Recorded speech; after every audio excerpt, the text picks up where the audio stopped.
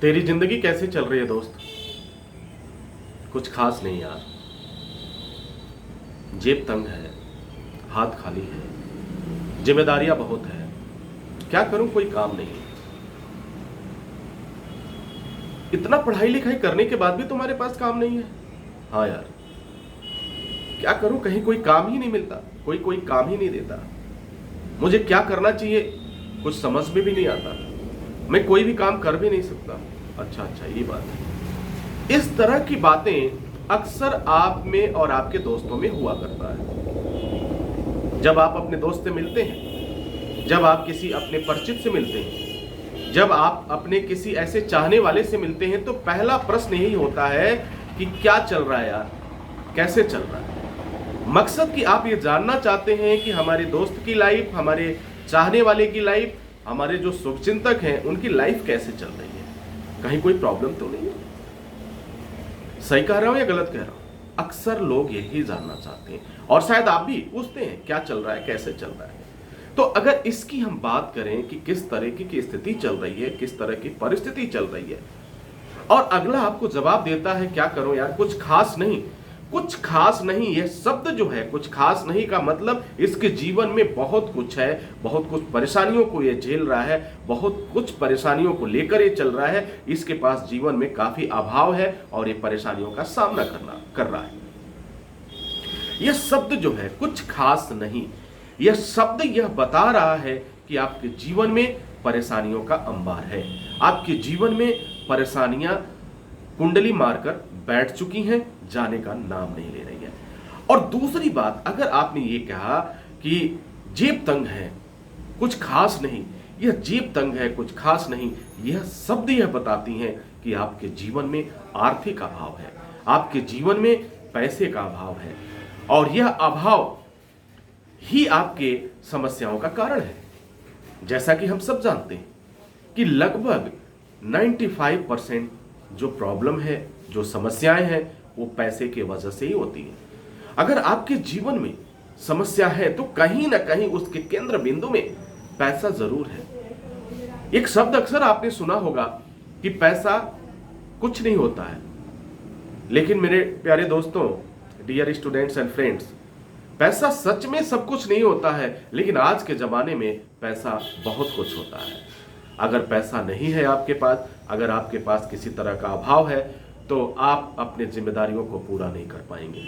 आप अपने जो भी आपका परिवार है, आपके माता पिता हैं, आपकी फैमिली है, आपके बच्चे हैं, उनको एक अच्छी परवरिश नहीं दे पाएंगे, एक अच्छी लाइफ स्टाइल नहीं दे पाएंगे, और जीवन अभाव के साथ संघर्ष करना शुरू कर देगा।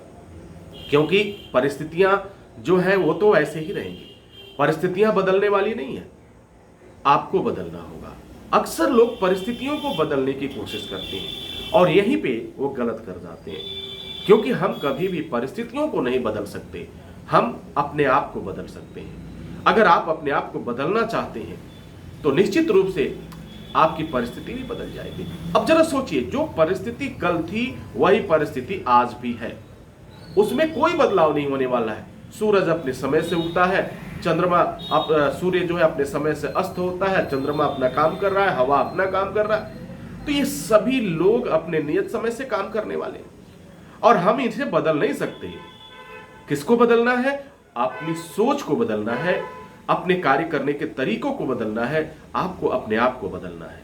और जिस दिन आप अपने आप को बदलना सीख जाएंगे, जिस दिन आपको इस बात का एहसास हो जाएगा कि हमारे पास प्रॉब्लम क्या है, हमारे पास वास्तव में समस्या क्या है, उसी दिन लगभग 50% समस्याएं आपकी समाप्त हो जाएंगी। जी हाँ, ये मैं बहुत ही प्रैक्टिकल बातें मैं आपसे कर रहा हूं।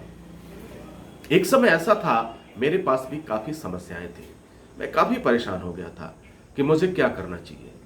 मैं सबसे पूछा, अपने दोस्तों से पूछा, रिश्तेदारों से पूछा, सबसे पूछा। सब लोगों ने अपने अपने तरीके से बातों को बताया, नहीं ये अगर ऐसा किया जाए तो हो जाएगा ऐसा, लेकिन मुझे कोई भी रास्ता उसमें से नजर नहीं आया जिस पर मैं काम कर सकूं, इंप्लीमेंट कर सकूं। फिर मैं मायूस होकर थक हार करके घर आया। घर आके अपने पत्नी से मैंने पूछा, वाइफ से पूछा क्या किया जाए। आज हम लोग इस तरह की कुछ दिक्कतें आ गई हैं, किया क्या जाए। तो मेरी वाइफ ने सबसे बड़ी अच्छी बात ये कही कि देखो ऐसा है, बहुत भाग दौड़ करने की आवश्यकता नहीं है, जो हमारे पास है जिस हिसाब से है हमको उसी में आगे बढ़ना चाहिए। हम लोग एजुकेशन से जुड़े हुए हैं तो हमें जो है इस लाइन में आगे बढ़ना चाहिए। और जब हम लोग, यह बात मुझे समझ में इसलिए आई क्योंकि मुझे वो पसंद था। किसी ने कहा कि गिट्टी बालू का दुकान कर लो, किसी ने कहा छड़ सीमेंट का दुकान कर लो, किसी ने कहा गल्ले की दुकान कर लो। सर मेरा इंटरेस्ट ही नहीं था उसमें, और इंटरेस्ट भी नहीं था। और दूसरी बात क्या था कि हमारे पास पैसे का अभाव था, हम नहीं कर सकते थे। लेकिन परिस्थितियों ने जो परिस्थितियां बनी, उस परिस्थितियों ने मुझे सिखाया कि हमें क्या करना चाहिए। उसी समय मौके मिले, फिर हम लोगों ने अप्लाई किया, मैंने अप्लाई किया, मेरा सिलेक्शन हुआ और मैंने काम करना शुरू कर दिया। और फिर उसके बाद से मैंने पूरी ईमानदारी के साथ अपनी जिम्मेदारियों को निभाया, अपनी ड्यूटी को निभाया और आज भी निभा रहा हूं। और जिसका नतीजा है कि जिंदगी एक पटरी पे आ गई, जिंदगी एक नई दिशा पर दौड़ने लगी। और फिर मुझे लगा कि क्या करना चाहिए। इसी वजह से यह मैसेज मैं आप सबको देना चाहता हूं, ताकि, क्योंकि ये मैं जानता हूं, भली भांति जानता हूं कि आपके लाइफ में भी कुछ इस तरह का सिचुएशन जरूर चल रहा है, आपके लाइफ में भी कुछ न कुछ प्रॉब्लम जरूर चल रहा है। और उस प्रॉब्लम से आपको निकलना है, उस प्रॉब्लम से बाहर आना है, तो आपको खुद ही विचार करना है, खुद ही सोचना है और आगे बढ़ना है।